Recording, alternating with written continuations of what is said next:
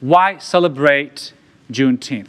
Juneteenth, or June 19, 1865, is considered the date when the last slaves in America were freed.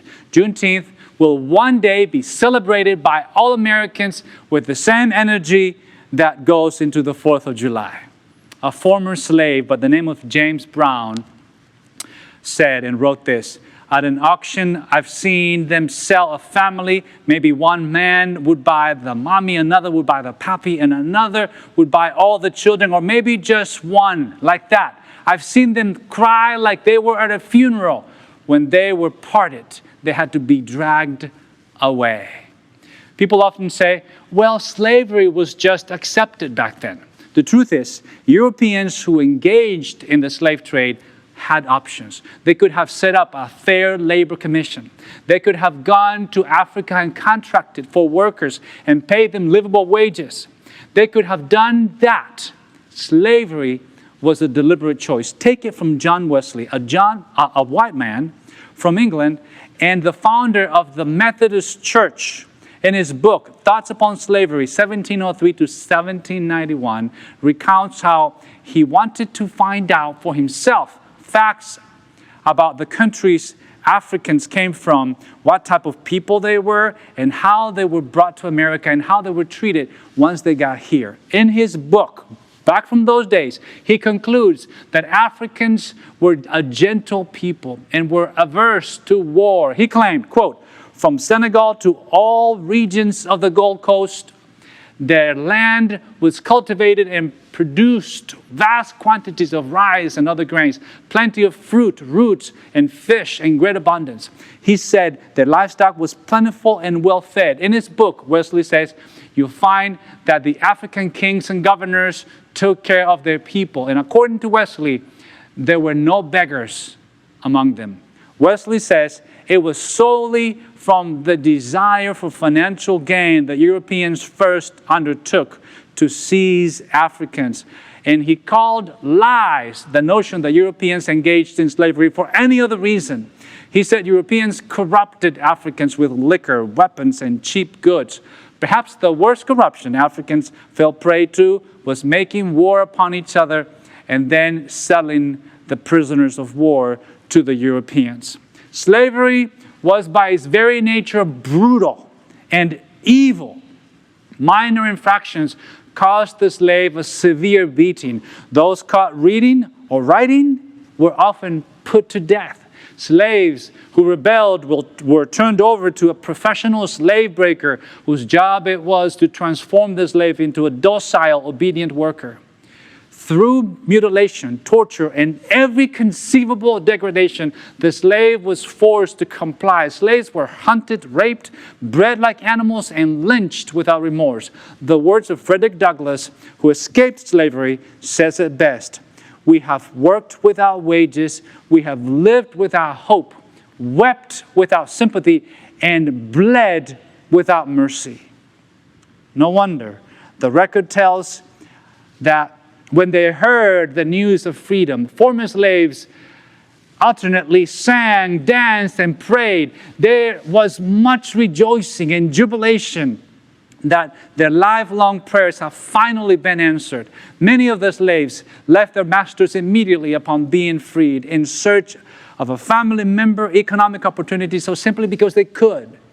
They left with nothing but the clothes on their backs and hope in their hearts. Oh, freedom!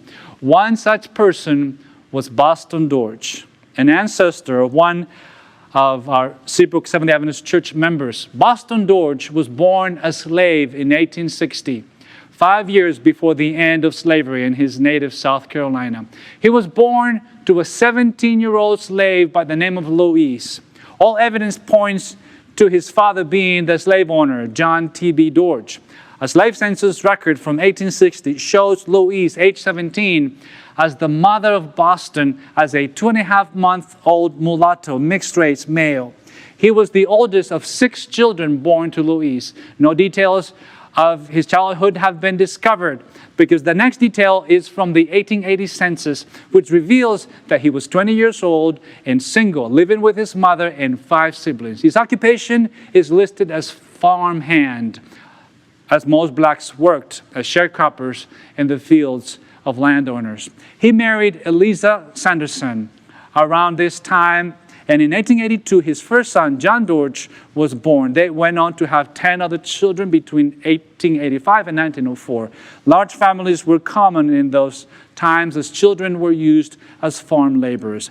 Then, in 1900, at the age of 40, Aiken County records show that Boston Dorch purchased 340 acres of land for $1,100. How was he able to save that much money, which in 1900 was equivalent in purchasing power today to about $35 million, to purchase that much land with the land surrounded by white landowners? It is remarkable that the land records show that he paid for it cash, and only his name was listed on the deed as purchaser. The 1900 census shows Boston and his wife Eliza and their 8 children. It lists his occupation as farmer, not farmhand. This title is reserved for landowners that employ workers on their farms, confirming that Boston indeed was the owner of this large plot of land that was his farm. Boston continued his enterprise in ways when in 1918 he leased 100 acres of land to a timber company for $1,500, allowing them to cut down any trees in that section of his property. This amount was $400 more than he had paid for the 340 acres. What a business genius Boston Dorch was. And he was also a minister. The name on his grave reads, Reverend Boston Dorch.